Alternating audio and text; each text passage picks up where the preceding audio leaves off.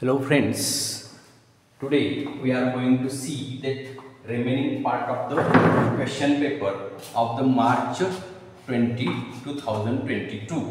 2022च्या question paper मधील राहिलेली questions आज आपण पुढे पाहणार आहे. एक व्हिडिओ तुम्हाला टाकलेला आहे तो तुम्ही बऱ्यापैकी वॉच केलेला आहे. वॉच करा, सबस्क्राइब करा चॅनलला आणि त्या व्हिडिओला लाईक करायला मात्र विसरू नका. तुम्हाला छान छान असे प्रत्येक छोटे छोटे जे क्वेश्चन्स असतात अतिशय सुंदर पद्धतीने तुम्हाला मी समजून सांगण्याचं काम करेन. तर आता लक्ष द्या बाळांनो, इथं क्वेश्चन विचारलाय the maximum value of the function f of x equal to log of x divide by x. याची तुम्हाला मॅक्झिमम व्हॅल्यू फाइंड करायची. काय करायचे? मॅक्झिमम व्हॅल्यू फाइंड करायची आहे. आता ते काय करायचं असतं? मॅक्झिमम व्हॅल्यू, मॅक्झिमा मिनिमा हा ऍप्लिकेशन ऑफ डेरिव्हेटिव्ह मधला भाग आहे. ऍप्लिकेशन ऑफ डेरिव्हेटिव्ह मधला पेपर सेकंड मधला हा पार्ट आहे.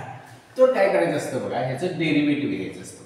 फर्स्ट डेरिव्हेटिव्ह घ्या, सेकंड डेरिव्हेटिव्ह, दोन डेरिव्हेटिव्ह घ्यायची. फर्स्ट डेरिव्हेटिव्ह इक्वल टू 0 घ्यायचं आणि मॅक्झिमम मिनिमा आहे हे चेक करायचं. बघा, तर F differentiate with respect to X. आता याचं डेरिव्हेटिव्ह घ्यायचं म्हटलं की u बाय v चा फॉर्म्युला यूज करायचा. ह्याचा फॉर्म्युला यूज करायचा u बाय v चा फॉर्म्युला. हे बघा, f ऑफ x चं derivative f dash of x हा u असतो आणि हा v असतो. u बाय v म्हणजे कोशंट रूल. डेरिव्हेटिव्हचा कोशंट रूल वापरायचा. काय कोशंट रूल असतो? तो कोशंट मी रूल मांडतो पहिला. v square v into d by dx of u minus u into d by dx of v असा तो फॉर्म्युला असतो. पण तिथं त्या u च्या ठिकाणी u ची व्हॅल्यू, v च्या ठिकाणी v ची व्हॅल्यू आपण पुट आउट करायची आहे. Equal to v is x, u is d by dx of u means log of x minus log of x into v means x divided by v square means x square. The maximum value याचा अर्थ आता इथं बघा, f dash of x हा तुमचा मिळाला. याचं derivative करूया. f dash of x equal to x into याचं derivative d by dx of log of x is 1 upon x. लक्षात घ्या, फार सोपं आहे. Minus log of x into d by dx of आपल्याला x लिहायचं होतं. log of x into log of x d by dx of x is 1.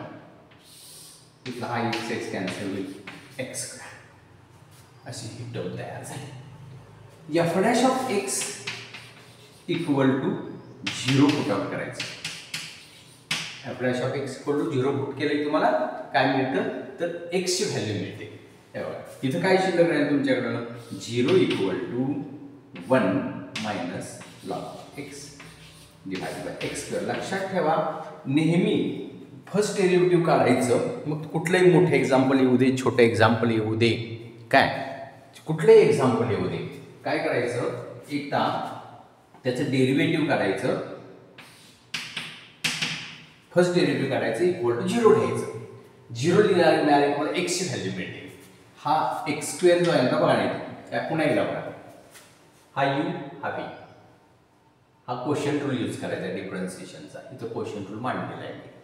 v च्या ठिकाणी v ची व्हॅल्यू, u च्या ठिकाणी u ची value, u v x square. Formula use करायची. f dash of x equal to x into याचं derivative 1 upon x log of x into 1. मग x ला x कॅन्सल झाला. इथं काय राहिला तुमच्याकडे? 1 राहिलाय. इथं 1 लिहिला आणि minus log of x divided by x square. इथं तुम्हाला f डॅश ऑफ x च्या ठिकाणी 0 ठेवायचं असतं. तर x स्क्वेअर इकडे 0 घेतल्यानंतर x स्क्वेअर इकडे मल्टिप्लाय घेतल्यानंतर 0 झाला. म्हणजे 1 minus log of x equal to 0. log of x कडे ट्रान्सफर करतो. 1 equal to log of x, 1 equal to log of x, मायनसचा प्लस झाला.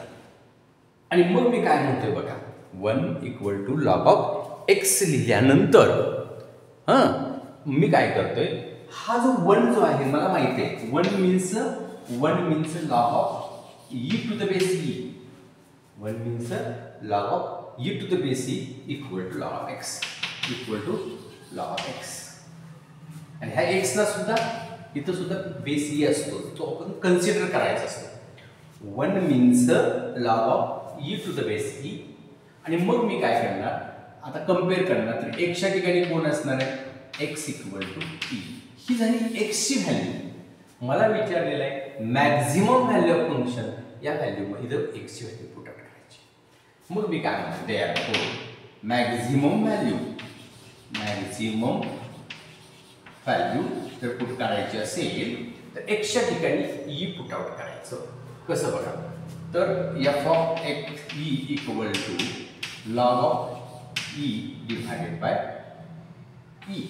आणि मग आताच आपण म्हटलं इथं बेस नाही म्हणजे ई विचारात घ्यायचा. Log of E to the base E is 1, so it's answer is 1/e. हे त्याचं आन्सर असतं.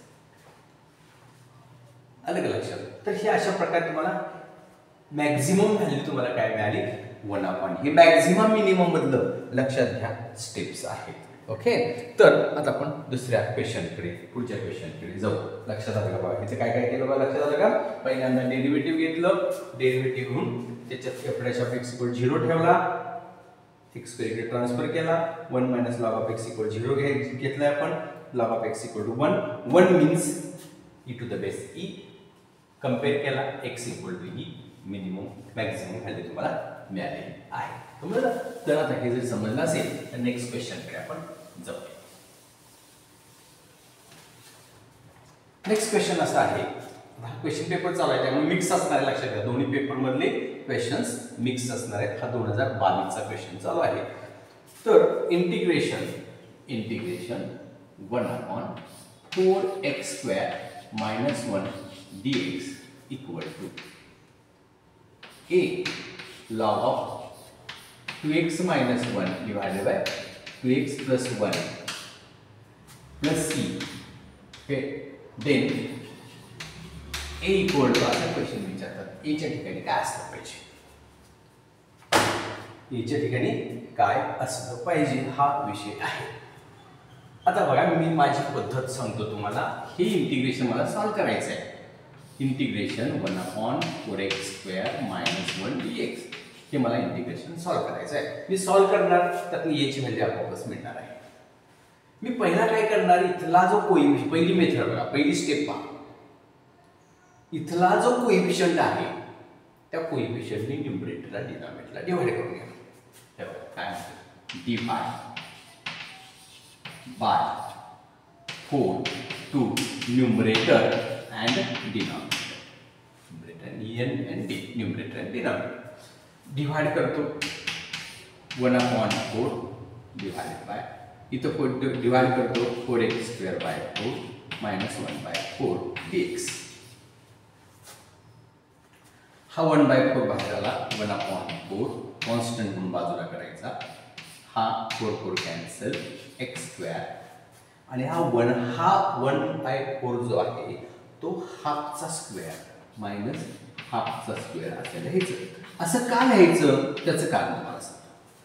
कारण आपल्याला हा फॉर्म्युला आहे इंटिग्रेशनचा, तो फॉर्म्युला असा आहे, use integration 1/x² - a² dx equal to 1/2a log of x - a divided by x plus a. असा फॉर्म्युला आपल्या इंटिग्रेशन मध्ये आहे. हा फॉर्म्युला आहे, त्या फॉर्म्युलाचा मला यूज करायचा आहे. काही नाही, फक्त फॉर्म्युला माहित पाहिजे तुम्हाला आणि असं कन्व्हर्शन करता आलं पाहिजे. फक्त आता आपल्याला बाकी कुठं काय करायचं, जिथं ए दिसतो तिथं हाफ ठेवायचा, फक्त बाकी काही करायचं नाही. तुम्हाला तुमचा आन्सर मिळणार. बघा, तर मी काय करतो, हा पहिला आपण कॉमन काढलेला 1/4 आहे, इंटू 1/2 इंटू ए च्या ठिकाणी हाफ ठेवायचं आहे. ए च्या ठिकाणी काय ठेवायचं आहे, 1/2 ठेवायचं आहे. Log of x minus a च्या ठिकाणी हाफ ठेवायचं आहे. बाकी काहीच करायचं नाही तुम्हाला. x च्या ठिकाणी a च्या ठिकाणी हाफ ठेवायचं आहे प्लस जिथं x आहे, जिथं a आहे तिथं हाफ ठेवायचं आहे. बाकी काही करायचं नाही, फक्त फॉर्म्युला तुम्हाला त्यावेळेला लक्षात आला पाहिजे. आता हे 2 ला 2 कॅन्सल झालं बघा, म्हणजे 1/4 लॉग ऑफ, इथं क्रॉस मल्टिप्लिकेशन करायची, डिनॉमिनेटरला 1 असा घ्यायचा आणि क्रॉस करायची 2x - 1 डिवाइड बाय 2, 2x + 1 1/2 आणि हा 2 कॅन्सल होतो प्लस c. आता तुमच्या लक्षात आलं का बघा हे त्याचा आन्सर झालेला आहे. तर इथं बघायचं बघा a ची व्हॅल्यू विचारली तर a च्या ठिकाणी कोण आला 1/4 therefore a equal to therefore काय म्हणणार तुम्ही therefore a equal to 1/4 इथे आन्सर. कधी कधी असं विचारतील नाहीतर डायरेक्ट तुम्ही इथपर्यंत थांबायचं आहे हे असतं बघा. हा एमसीक्यू विचारला तर असं तुम्हाला तोंडी सुद्धा यायला पाहिजे. तोंडी येतं पण ते तुम्हाला काय पाहिजे इथं हा फॉर्म्युला डायरेक्ट मांडता आला पाहिजे, डोक्यात आला पाहिजे. आणि मग 2 ला 2 कॅन्सल होते 1/4 हा तुमचा. कारण 4 ने आपण डिवाइड केलोय म्हणजे 1/4 4 ने डिवाइड केलोय म्हणजे 1/4 तिथंच आन्सर मिळालेला आहे. पण इथं तुम्हाला 2e आणि 2e ची व्हॅल्यू हाफ येते 2 ला कॅन्सल होते हे तुमच्या लक्षात यायला पाहिजे, लक्षात घ्या. तर हे जर लक्षात आलं असेल तर पुढच्या क्वेश्चनकडे आपण जाणार आहोत. नेक्स्ट क्वेश्चन पहा.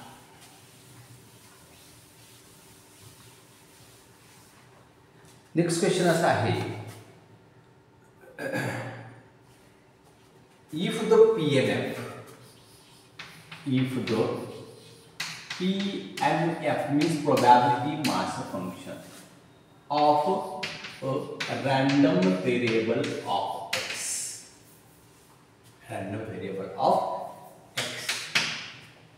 p of x equal to c by x cube where x equal to c by x cube, x equal to 1 2 3, then e of x काय असेल असा क्वेश्चन आहे. आता पहिल्यांदा आपल्याला काय करायला पाहिजे लक्षात घ्या. पहिल्यांदा आपल्याला या क्वेश्चन मध्ये c ची व्हॅल्यू फाइंड करायला हवी आहे. त्याची व्हॅल्यू फाइंड करायची आहे, c ची व्हॅल्यू फाइंड करायची.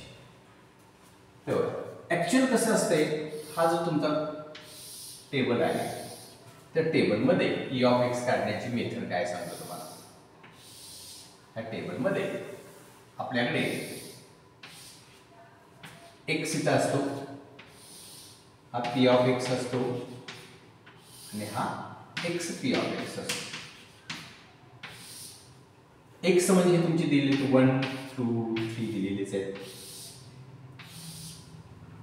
p of x तुम्हाला शोधायचं आहे, p of x तुम्हाला शोधायचं आहे आणि त्या दोघांची मल्टिप्लिकेशन करून इथं लिहायची, त्याची ऍडिशन इथे तुमचा ex असतो. या दोघा इथं आलेल्या आता व्हॅल्यू आपण शोधणार आहे p of x व्हॅल्यू शोधणार आहे, p of x व्हॅल्यू शोधणार आहे. त्या दोघांची मल्टिप्लिकेशन करून इथं लिहायची, या दोघांची मल्टिप्लिकेशन करून इथं लिहायची, या दोघांची मल्टिप्लिकेशन आणि यांची बी ऍडिशन येते तुमचा e of x असतो. तर कसं बघा, तर पहिल्यांदा मी काय करतोय हे बघा, p of x equal to 1 plus p of x equal to 2 plus p of x equal to 3 या सगळ्यांची सम 1 असते. हे पहिलं तुम्हाला माहित पाहिजे. Sum of all probabilities is equal to 1 हे तुम्हाला पहिला माहित पाहिजे. म्हणून मी काय केलं, x जर 1 असेल, x जर 2 असेल, x जर 3 असेल तर काय करणार मी पहिल्यांदा प्रत्येकाचे c काढून घेणार, c ची व्हॅल्यू फाइंड करून घेणार. मग इथं ठेवतो बघा, इथं x ची व्हॅल्यू 1 ठेवतो म्हणजे c बाय 1, x ची व्हॅल्यू 2 ठेवतो 2 चा क्यूब c बाय 8, 2 चा क्यूब आन्सरचं काय लक्षात आलं का, 2 चा क्यूब 8, 3 चा क्यूब 27 1 चा क्यूब 1, 2 चा क्यूब 8, 3 चा क्यूब 27. आता तिघांच्या मध्ये मला क्रॉस मल्टिप्लिकेशन करायचे आहे. इकडे बघा असं 8c plus 1c divided by 8 plus c by 27 equal to 1. 8c plus c divided by 8 आणि c by 27 this equal to 1. पुन्हा आणखी एकदा म्हणजे 9c झाले, 9c divided by 8 plus c by 27 equal to 1. पुन्हा आणखी एकदा क्रॉस मल्टिप्लिकेशन करावे लागेल मला. हे बघा असं 27 9 जा 243.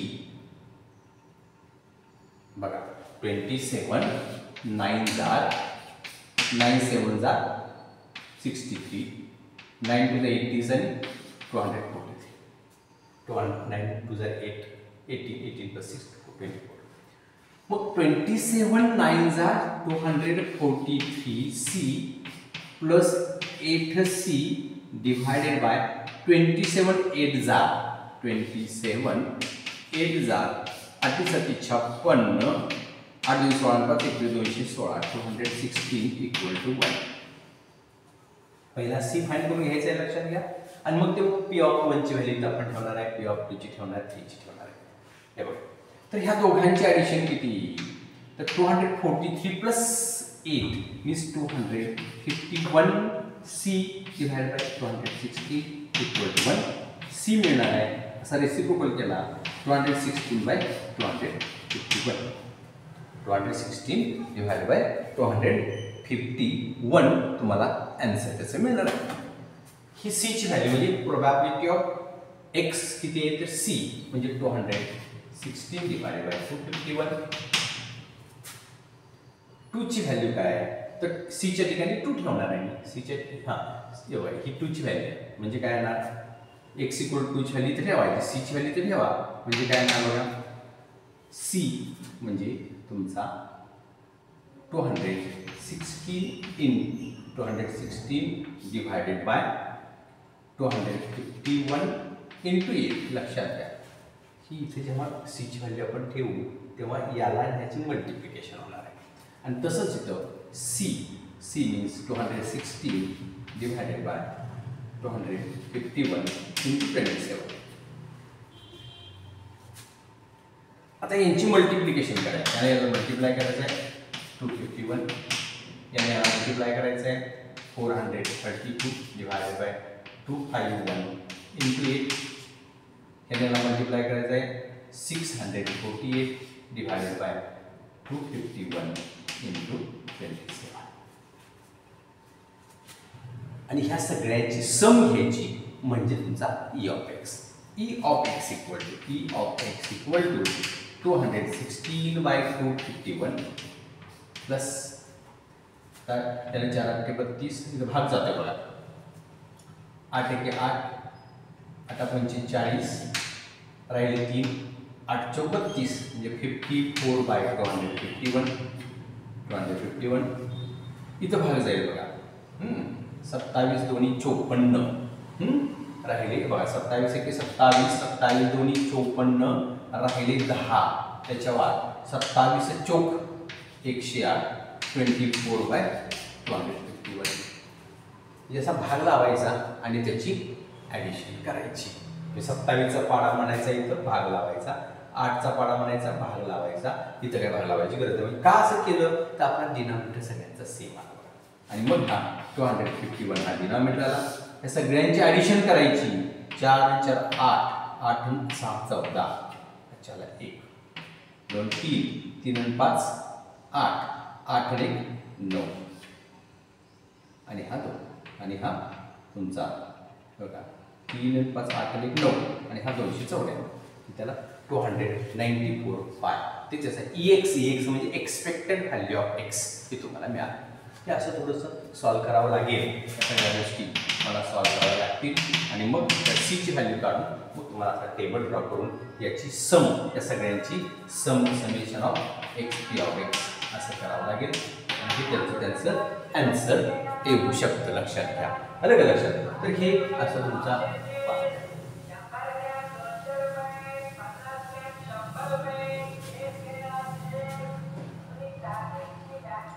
आता याच्या पुढे चला तर हा झाला तुमचा आन्सर झालं 294 divided by 251 आता समजा तुम्हाला असे विचारलेलं आहे cot inverse of -1/√3 असं दिलेलं आहे आणि त्याचं फाइंड प्रिन्सिपल सोल्युशन ऑफ असं प्रिन्सिपल सोल्युशन असं विचारलेलं आहे प्रिन्सिपल सोल्युशन काढणे म्हणजे काय काढणे बघा अतिशय महत्त्वाचा एकच मार्कचा क्वेश्चन आहे हा आता क्वेश्चन ए मधला 8 MCQ संपलेले आहेत क्वेश्चन आता आपला जो चाललेला आहे तो प्रिन्सिपल सोल्युशनचा चाललाय बघा. तर त्यातला बी क्वेश्चन म्हणजे क्वेश्चन ए मधला क्वेश्चन तर क्वेश्चन एला फर्स्ट मध्ये सगळे 8 चार्ट संपले. आता क्वेश्चन 2 आहे त्यातला पहिला 4 मार्कचा क्वेश्चन असतो. हे जो फर्स्ट क्वेश्चन जो आहे तो 16 मार्क्स, सेकंड क्वेश्चन आहे तो 4 मार्क्स, किती मार्कचे 4 क्वेश्चन. आता हे सोपं आहे बघा. हे पहिला उतरून घेतो, याचा प्रिन्सिपल सोल्युशन करायचं फार सोपं आहे बघा. Cot inverse of -1/√3. मी पहिला बघणार की कॉटची व्हॅल्यू 1/√3 कोणाला आहे तेव्हा. म्हणजे मी याला समजा असं सपोज केलं तर याचं इनव्हर्सचं सिंपल फंक्शनमध्ये रूपांतर होते. म्हणजे कॉट x = -1/√3 असं होईल. तेव्हा हा x इकडे जातो तर तिकडे जातो, इनव्हर्स निघून जातो. आता मी बघणार आहे की कॉटची व्हॅल्यू 1/√3 कुणाला आहे. तर कॉट तुम्हाला माहित असला पाहिजे.